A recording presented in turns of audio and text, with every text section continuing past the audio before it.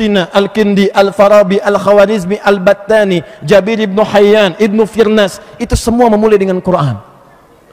Begitu sudah bisa baca Al-Quran, pindah ke level yang kedua. Itu hobinya umum. Jadi saya mau katakan kebiasaan berinteraksi dengan Quran jangan cuma muncul di kampus-kampus agama, kampus umum pun ayo munculkan sepanjang anak muslim, karena Quran itu nggak ada sekat. Tapi cara berinteraksinya kalau sudah bisa pandai baca, sudah bagus, dan kita semuanya, maka masuk ke level yang kedua, pahami isinya, dan Anda akan rasakan sensasi yang berbeda. Kalau nggak percaya silahkan rasakan bedanya, bedakan rasanya, dan pasti akan terasa bedanya. Anda biasa baca wadduha waddaini idza saja ma wadda'aka rabbuka wa ma qala. Setelah itu masuk level yang kedua, tilawah, baca terjemahannya, pahami isinya, maka tiba-tiba Anda mendapatkan ketenangan dalam jiwa. Kata Allah, hei, kamu jangan gelisah, aku akan selalu bersamamu. Dalam keadaan suka, aku perhatikan kau. Dalam keadaan gulita pun, engkau punya persoalan yang membuat matamu gelap, aku pun akan membantumu.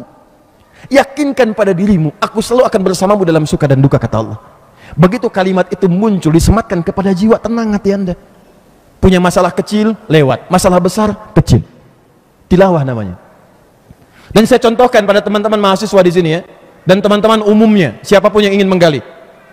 Lihat sini, tidak pernah ada mahasiswa muslim di masa lalu, bahkan yang belajar umum sekalipun, kalau sudah lewat level qiraah, maka mereka akan mencari ayat-ayat tilawah yang terkait dengan bidang-bidang yang mereka sukai. Contoh, pernah dengar namanya Jabir ibn Hayyan? Oke. Di sini yang kimia, yang belajar kimia, mana angkat tangan? Mahasiswa. Anda, siapa penemu atom? Jangan katakan John Dalton. Bukan. Yang menemukan atom pertama kali bukan John Dalton. Yang menemukan atom pertama kali Jabir ibn Hayyan. Siapa Jabir ibn Hayyan? Makanya disebut bapak kimia. Disebut bapak kimia. Jabir bin Hayyan itu senang kimia dari dulunya. Dan beliau punya lab kecil di rumahnya. Ya, yang paling menarik baca Quran. Begitu baca Quran dipraktekkan tilawah. Nih level yang kedua. Baca surat Al-Hadid. Surat Al-Hadid itu nomor ke-57 dalam Quran. Artinya besi. Penasaran, dibawa ke rumahnya, kemudian diurai oleh beliau sampai menemukan struktur atom yang paling kecil dia. Disimpulkan di situ. Sampai sekarang, kalau Anda perhatikan nomor atom itu tidak akan terkait dengan yang lain-lain kecuali dengan ayat ini. Ayatnya 25 sampai dengan 26. Bukan karena atomnya Fe namanya? Ferum, F besar E kecil? F besar E kecil. Bukankah nomor atomnya 26? Bukankah dia punya isotop 4? 55, 56, 57, 58. Bukankah yang paling stabil 57?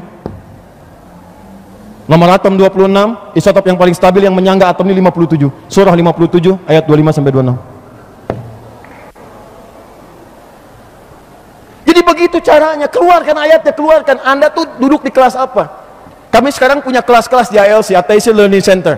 Ada kelas pelajar, ada yang jurusan kimia, jurusan fisika, kami kumpulkan fisika, kimia, biologi, turunkan semua ayat-ayat, silakan Anda analisis.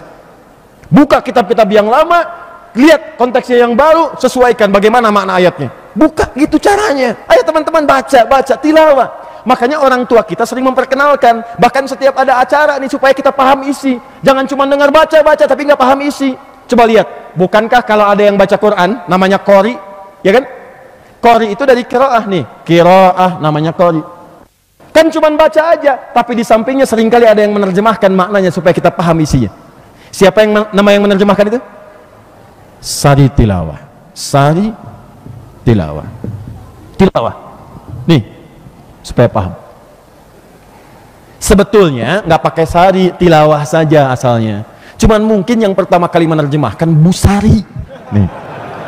Makanya namanya sari tilawah. Kalau Sofyan mungkin Sofyan tilawah. Kalau Adi tilawah. Cuman karena yang pertama kali menerjemahkan Busari, maka jadi sari tilawah. Coba dari sekian Anda khatam Quran, berapa persen Anda paham isinya? Terus Anda bawa lewat sholat lagi. Ini celakanya tuh ini, Al-Fatihahnya nggak paham isinya. Bagaimana Anda bisa khusyuk dalam sholat? Itu sindiran Quran loh, tajam tapi halus. Halus, tajam, tajam, halus. Apa kata Al-Quran? Mohon maaf, banyak sekali ada orang yang sholat tapi nggak paham apa yang dibaca dan dilakukan dalam sholatnya. Ruku nggak ngerti bacaan ruku, sujud nggak paham, bagaimana bisa khusyuk dalam sholatnya?